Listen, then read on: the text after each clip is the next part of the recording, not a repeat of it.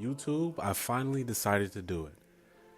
I couldn't take all the Star Wars slander, and as Popeye said, I can't stand it, I can't stand it no more, or something like that. Anyway, this is the Black Mandalorian. Welcome to my Star Wars channel. I'll be talking about any and everything Star Wars, from the prequels to the originals to the sequels and beyond.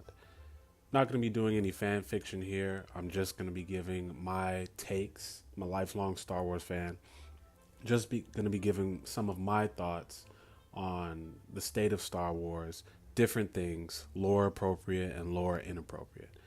And today we're going to be talking about Rey, and specifically why Rey has not been set up in the correct way as a Jedi Knight. Now, I'm not a sequel hater. I love The Last Jedi. Force Awakens, I would never say that out loud, but, this is just a conversation between you and me. Now, I like Rey's character. She's spunky, she's determined, she has a high moral standing, which is definitely a huge quality. I mean, all three are huge qualities that you want to see in a prospective Jedi. At the end of The Last Jedi, when she had a choice between joining Kylo or running back to the Resistance, she made the right decision. She went back to the Resistance. So she clearly has the soil, she has the foundation of a Jedi. But let's go to what really bothers me and what bothers a lot of people. It's how she's becoming a Jedi, more specifically, how she is displaying her abilities and training or lack thereof up until this point. So the first major glaring issue that I had a problem with was her picking up a lightsaber and besting Kylo Ren, who has had at least 10 years of Jedi training under his belt. I didn't have so much of a problem with Finn because this man was a lifelong soldier. Sure, we saw Rey use the bow staff or what have you, but it just didn't make sense to me. And you can always use the cop-out and say, hey, the Force was with her. It just didn't make sense to me. It didn't make sense to a lot of people. There was no foundation set for her to be able to best Kylo Ren in a one-on-one duel. And we find out later from Snoke in The Last Jedi, he calls that out. He points out the elephant in the room. He says that you were bested by a girl who had never held a lightsaber because you were unbalanced. I feel like that's a weak explanation, but fine. It's not the worst thing that's ever happened with Rey's development as a Jedi. The worst thing to me was in episode 7 when Rey was being confined on Starkiller Base and she used a Jedi mind trick, or in layman's terms, Force persuasion, to make a stormtrooper unlock her cuffs. Now, I am in no way suggesting that a Force-sensitive person cannot use Force abilities without training. We know that's not the case. We know that Anakin Skywalker was the only human who could pod race, who wasn't a trained Jedi Knight. We know that Luke Skywalker blew up the Death Star. He just eyeballed it, you know what I mean? And he blew up the Death Star. You can't do that without the Force. I don't have a problem with Rey using the Force. I don't even have a problem with her using the Force to control someone's mind. What I have a problem with is her using a Jedi mind trick. Now, why is that a problem? Isn't that the same thing? No, it is not. A Jedi mind trick is a honed and practiced skill. We saw Ben Kenobi use it in episode 4. These aren't the droids you're looking for. We've seen Qui-Gon use it on Boss Nass. We've seen Jedi mind tricks before, in practice by Jedi masters. This is a honed skill. It works on the weak-minded. Rey didn't even know what the Force was before 5 minutes ago. I mean, dude, Han Solo was her Jedi master. Han Solo was the person who taught her about the Force. And then, a couple of planets later, she's using Jedi mind tricks. She made a conscious effort to control his mind. How does she even know to do that? She shouldn't.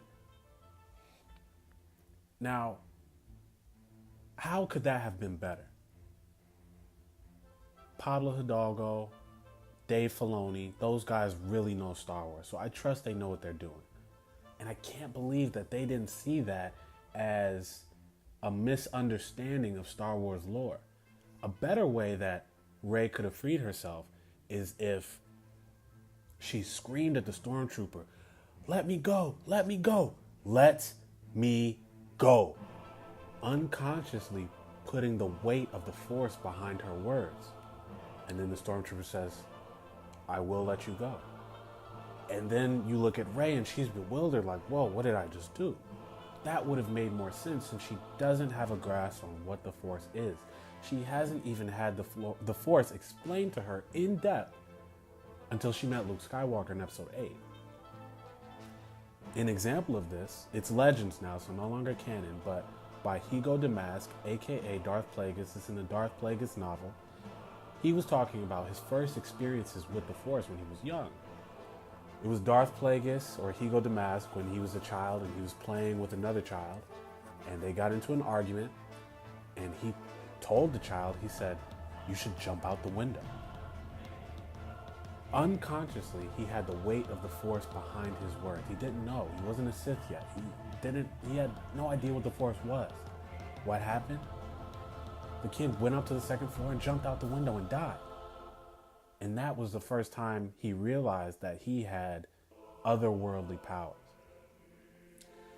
That would have been a much more respectable, understandable, and lore-appropriate way to show a pipeline of Rey's Force ability.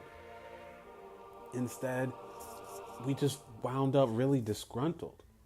Lucasfilm wound up with a lot of really disgruntled and sad fans and Rey haters, when Rey is really a cool chick. So that's my problem with Rey and her track to becoming a Jedi. And then in episode 8, this is maybe a little thing, and maybe a lot of people didn't notice this or really pay any mind to it because everybody was, doped up on Luke Skywalker using battle meditation, basically. When she freed the Resistance fighters from that cave and lifted all of those rocks, that bothered me as time went on. It didn't bother me until a couple months ago, so almost a whole year after The Last Jedi has dropped. It bothered me because when Luke was on Dagobah and he tried to lift the X-Wing, did you see Yoda's expression?